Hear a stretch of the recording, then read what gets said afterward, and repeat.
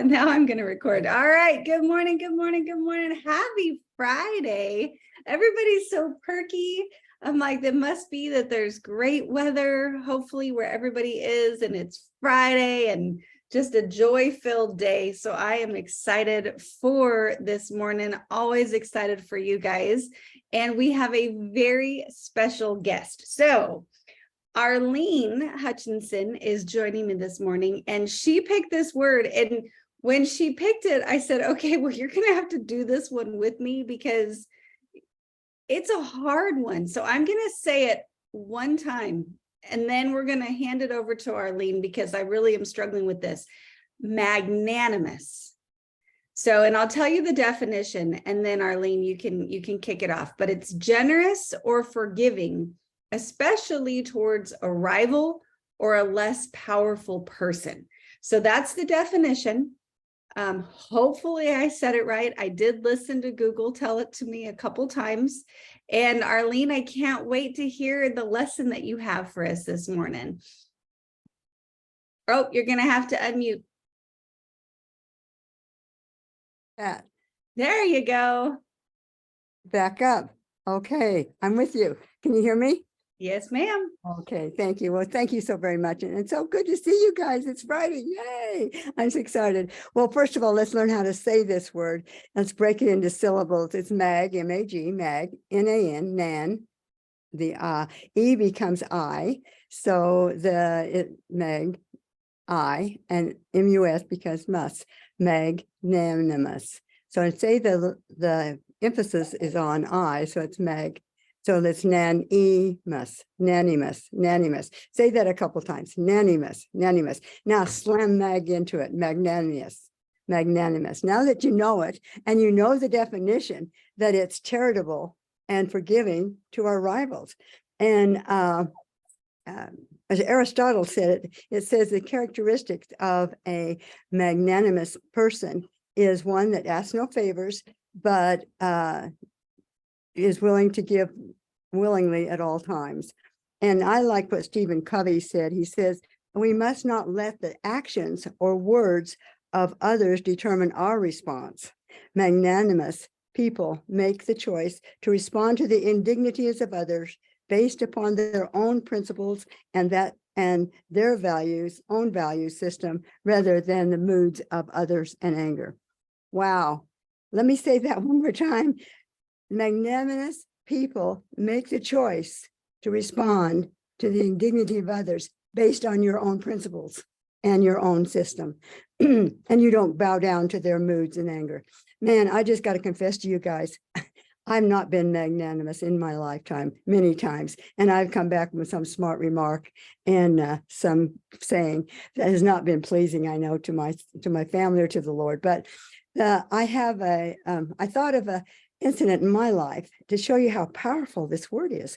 When I was, as I was teaching, the University of Utah came down and asked me if I wouldn't be a master teacher for one of their ed psych programs with their doctoral study. And they were going to change the behavior of indignant boys or bad boys and make them into good boys, to put it in more language. And we were going to use it through this word, magnanimous, and teach them how to be kind and gentle. So and we bused 30 of 12 and 13-year-old boys from the federal state prison up to a public school. I had 3 doctorate candidates, doctoral students, taking data on 10 boys each, and I had 2 bodyguards. And before the boys were allowed to come into the classroom, they were stripped of their shoes, socks, belts, coats, hats, anything. The only thing they could have on was their coat, was a shirt and a pair of pants. So I decided to act if I wanted to be treated like a lady, I needed to act like a lady. So I dressed up in high heels, makeup, perfume. I mean, I smelled as good as I looked good, guys, and I was looking good. And so I walked into that classroom. The officer introduced me, and I told him I told me, this is your teacher. I introduced myself, and I pointed to the board, and I said, this is what we're going to be doing every day. And you only have 3 rules to follow. The first rule is every one of us in this classroom is going to treat each other with dignity, grace, forgiveness, kindness, and be polite to each other. Second of all, if you have an issue or a problem, let's talk it over. Let's come to a solution that's beneficial for both of us. And third of all, and the most important is, there's only one Indian chief in this classroom, and it happens to be me. Well, the class just let out in hoops and yells and hollers because those boys knew they could take me out in a minute. And so the officers quieted them down. And I says, okay, gentlemen, you have three, you know from your own experience that every behavior has consequences. They can be good or bad. So in this, if you follow the three rules, you decided to do that. First of all, you can have cigarette breaks, one in the morning and the afternoon and evening. I didn't like it, but that was their reinforcer, and you got to get down on their level. So, and I said, then you can have a coffee break at about 10:30. We'll have delicious sweets that you just love to eat. And I didn't approve of that, but that's okay. And then I said, and thirdly, and most importantly, is we have arranged to have a special trainer come 3 times a week in your gym time so that you can improve your body and build muscles and look better. And we're going to go swimming once a week. So those, if you join to do those rules, that's what you'll get. But if you decide not to join those rules, then of course your cigarette breaks were gone for the day. You will have no food or water for the rest of the day. You will be put in a timeout room until you learn how to behave and take care of yourself. And when we go to the gym for this special training and swimming, you will be sent back to the prison to do manual labor. So gentlemen, it's up to you. You choose. And we started the day. Well, to make a long story short, I could go on and on with that story, but to make a long story short, the word magnanimous become very important to us, and how important it was that in 9 months, 185 days, that we changed the behavior of every one of those boys to be magnanimous. They were gentle, kind, loving, daring. They said, yes, ma'am, no, ma'am, thank you. They opened the door for me. They were polite. And most of all, they all learned to read and write. None of them could read or write or do anything when they got there. They learned to read and write on the 3rd and grade level in math. And I guess the most important of all was they learned that learning was the most important thing for them. And they learned to grow and be a better person because of their ability and self-confidence. And so as I look at you guys today, I think of what a magnanimous group of people we have here. So wonderful. And Andrea, could you show that slide I have?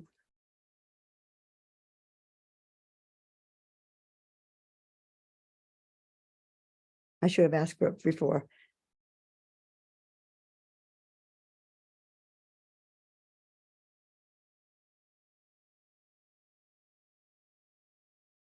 Keep talking. I'm gonna get it. For some reason, Okay. it's not showing up. We're gonna grab it. Bear with me.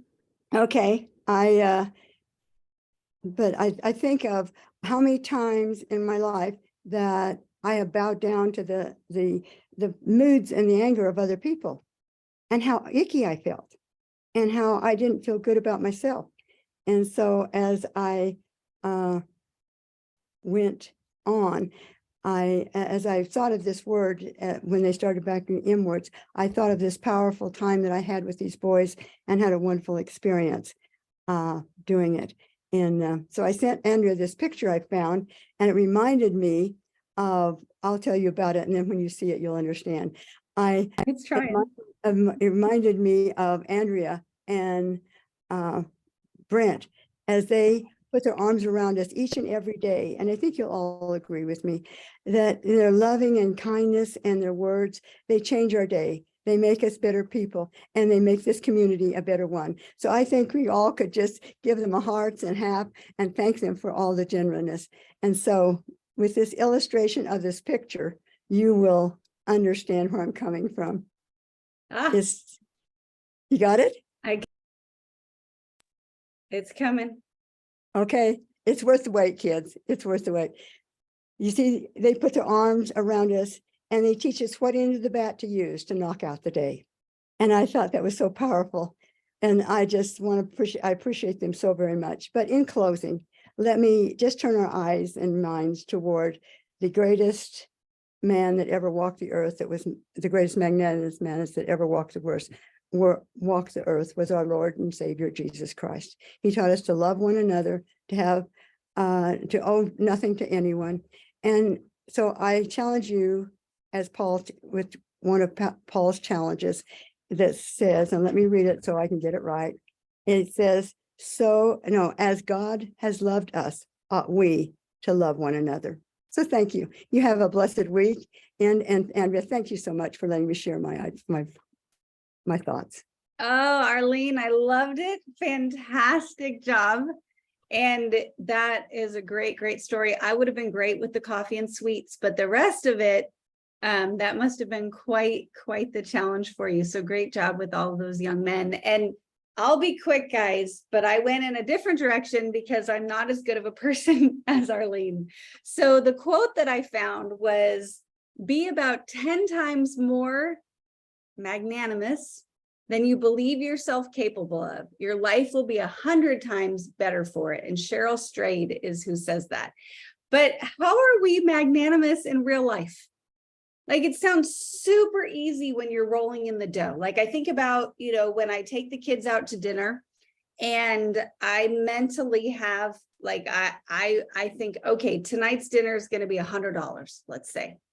And so that's what I've budgeted for it.